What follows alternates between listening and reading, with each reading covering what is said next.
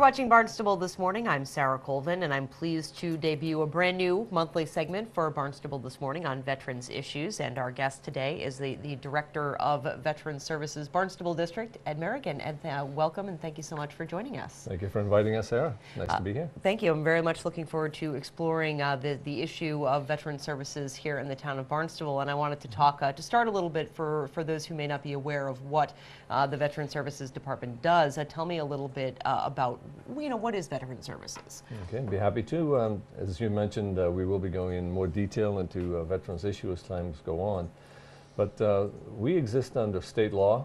We actually are town employees. We work for the towns that we represent.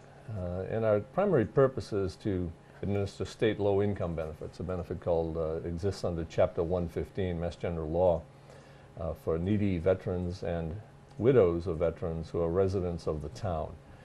That state law allows towns to form districts for economic purposes, and over the years 14 additional towns have joined Barnstable District. We cover all of the towns from Wareham to Provincetown, with the exception of Falmouth. Falmouth has its own operation. So that's in a nutshell who we are.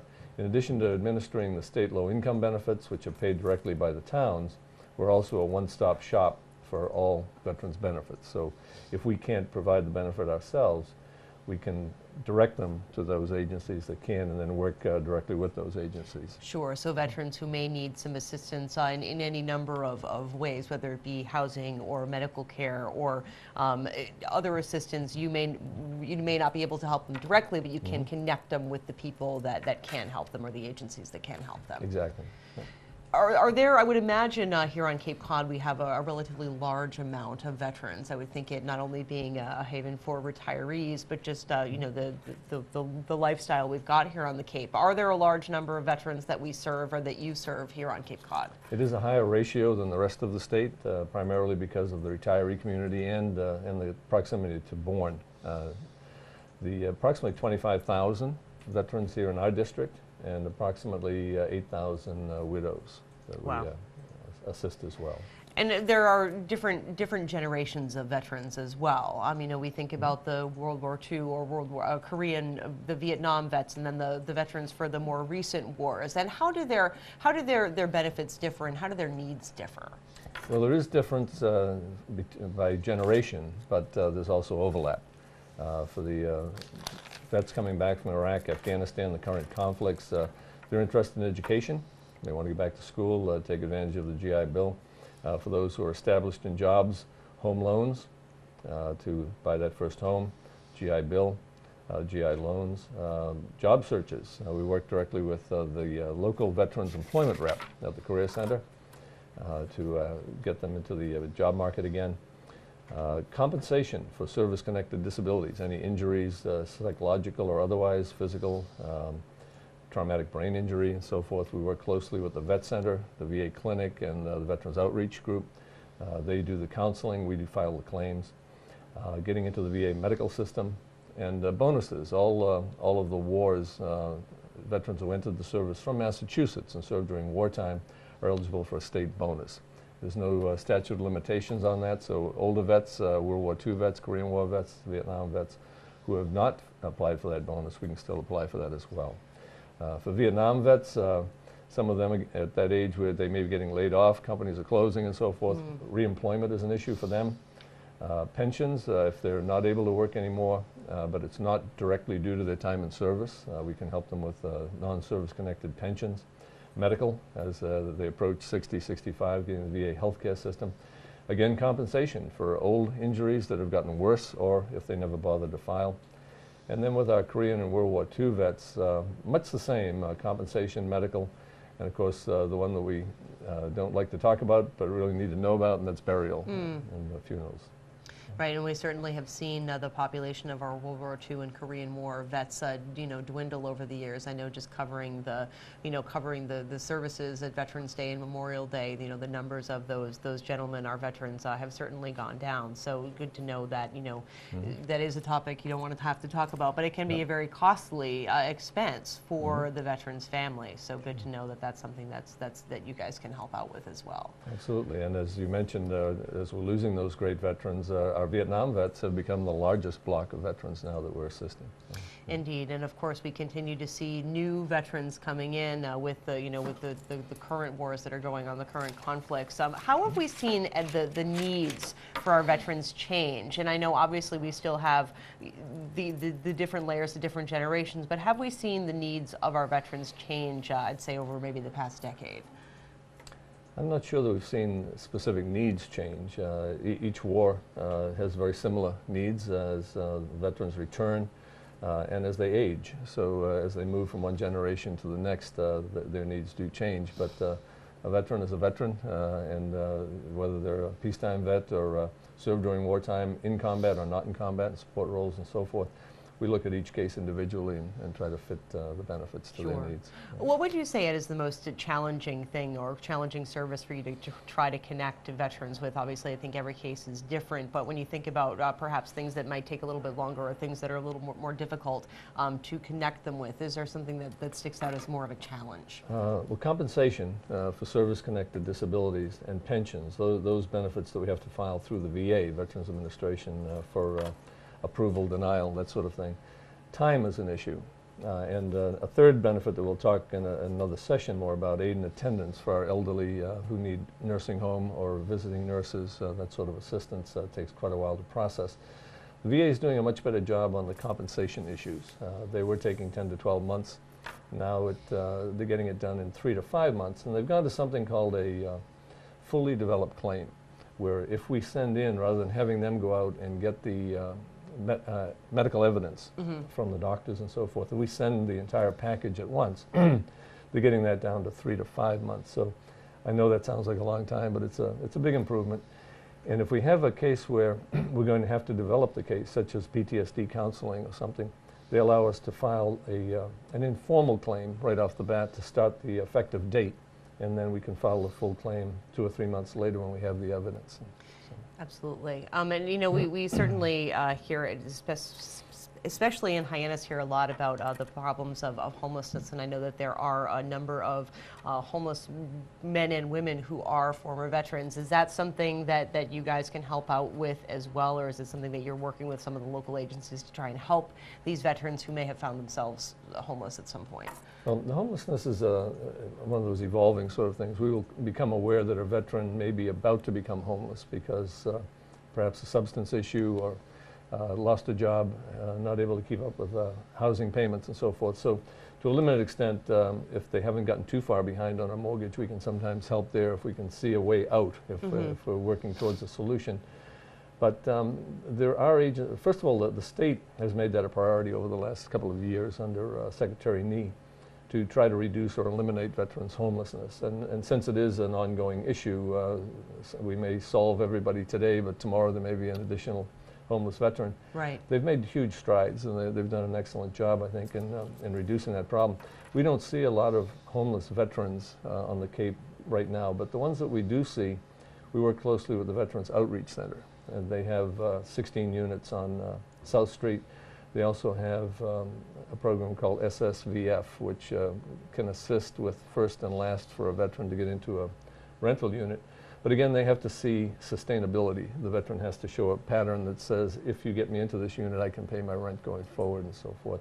And we work with the VA for something called VASH, which is a veterans version, VA version of Section 8 for those that may qualify for that. So there are several directions we can go in. And if we can't find a solution here, we then usually go to the Secretary's office in Boston and look for something. They may have to relocate, but we can find them something. Great. So, you know, as we mentioned at the beginning of the interview, there are a number of different locations, obviously, because you serve not just veterans in the town of Barnstable, but veterans across the Cape. And can we talk a little bit about, you know, where those office locations are? I know I've got this list here, and sure, perhaps so we can start with Barnstable and when people can stop by, and perhaps what they can expect if they come to the office. Sure. Well, first of all, we'll talk about our offices. We have 6 office locations across the Cape. Our main office is here in Hyannis. We're located at 66 Falmouth Road. And I know we'll be posting our phone number, but it's 508-778-8740. And for any vet that wants to start, if they don't know where the local offices are or what the hours are and so forth, best to call Hyannis and we can direct them. We also have part-time offices in Bourne, Wareham, Harwich, Provincetown, and we spend office hours at the Sandwich Council on Aging and the Mashpee Council on Aging. Great, and those have, you know, varied hours for folks to come in. Is it something that people can just walk in and ask questions, or would you recommend people give a call first to make an appointment? For the Hyannis office, we recommend calling because we stay flat out all the time. We do like to make appointments. We're usually out a couple of days on appointments. If there's an emergency, we'll see someone right away. Of course, most folks tend to think that whatever their situation is an emergency, but we do try to see folks on walk-in basis as well, but always recommend an appointment for that office. The other offices are pretty much walk-in. Great. Is there a website component as well, Ed, that people can check out to learn more about the services? Is that just through the town's website? We made an arrangement with the town of Yarmouth. It was very generous. They had the opportunity to develop a website for us. If you go onto one of our town websites, it'll simply show Dennis Veteran Services or Yarmouth Veteran Services, whatever the town is. If you hit that link, it will take you to our website. So Great. we do have a website that lists all of our benefits and our locations. Great. Well, Ed, again, as we mentioned, we're going to make this a monthly segment, so really kind of delve into some of those issues, and maybe at this point we can talk a little bit about what some of those issues are. I know we've kind of touched upon some of them, but there really are a lot of different ways in which veterans can need help. And do you think that the majority of veterans that are here on the Cape are making use of the services, or do you think there are some that still need to be reached that could utilize what is out there to offer? That's a great question. We do everything we can to get the word out. We go to VFW, Marine Corps League, anyone that will invite us to make presentations. Council on Aging is across the Cape, Elder Services. But programs like this are very important as well to let folks know at least who we are. We'll get a lot of vets that will walk in and say, I get out 20 years ago, 30 years ago, and I never signed up for the VA. Well, you don't sign up for the VA. You come in and you talk about benefits that you might be eligible for, and we'll direct you or help you in the direction of those benefits that may benefit you. Indeed. So I don't know if you want to touch base this morning on a few of those topics. Yeah, why don't we talk just briefly a little bit about that? I think, you know, as we think about some of the ways in which they can help, I think some of the more serious issues like PTSD. I know we've heard a lot about veterans that are suffering from PTSD, and I would think that might not be something that people are aware of right away. It could be a few years and they're like, wow, you know, what is going on? Maybe this is what that is. Substance abuse as well is a big issue. So is that something that Veteran Services can help at least connect people with the services they can to get the treatment they need for those? Absolutely. And we see a lot of the vets that are coming back directly from conflict in Iraq and Afghanistan now. And for them, we recommend that they get together with a counselor for no other reason than to decompress, you know, kind of get back to normal, so to speak. They've lived in a completely different lifestyle, completely different environment. Many of them married, their spouse has taken on a complete set of roles around the house. So when they come home, that kind of reacclimatization is a challenge for both parties to reassume new roles and so forth. But for the PTSD, we do see new veterans with it. We do see older veterans who either filed for it and it's gotten worse, or never filed for it. They just developed coping skills and did the best they could. And our older vets, sometimes those screens begin to break down, those filters, and so they begin to have some of the symptoms again. So the counseling that's done at the vet center over on West Main Street, a terrific operation, the VA clinic, and the outreach center also has a counselor. So any of those organizations, we will connect them with at their discretion.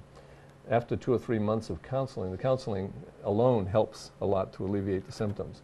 But we will then have a track record. They can write letters for us or provide records, and we will file a claim and begin that process with the VA to get compensation for it. So all generations can be involved with PTSD claims. So. Indeed. So another, again, one of those topics we'll be exploring more in depth as the year goes on. Records, too, is something that we'll be talking about. Tell me a little bit about that, because I think that it might sometimes be difficult to get those records that you need. Well, when you left the service, that yeoman that typed up your discharge said, "This is an important document, do not lose it." You know? And of course, many of us lost them over the years. We moved, we forgot where we put it, and so forth. So we can get those records for the veterans. The Adjutant General maintains records for all wartime Massachusetts veterans. So it's a shortcut, but otherwise we go to the Record Center in St. Louis. We can get their records. If you've lost your medals, if Dad or Grandpa has passed away and you can't find the medals and the family wants them, we can request them on behalf of the family. So any records, whether it's full military record, full military medical record, or just the discharge or medals, we can assist with all of that. Great. Well, Ed, I thank you so much for coming in to join us here in Barnstable this morning. And I really look forward to exploring these veterans issues, whether it be with you or with other members of the staff or other veterans experts that we have here in town. So I thank you so much, and I look forward to this segment. Thank you, Sarah. Thank you so much. Ed Merigan, my guest today, is the Director of Veterans Services Barnstable District. For Barnstable This Morning, I'm Sarah Holden.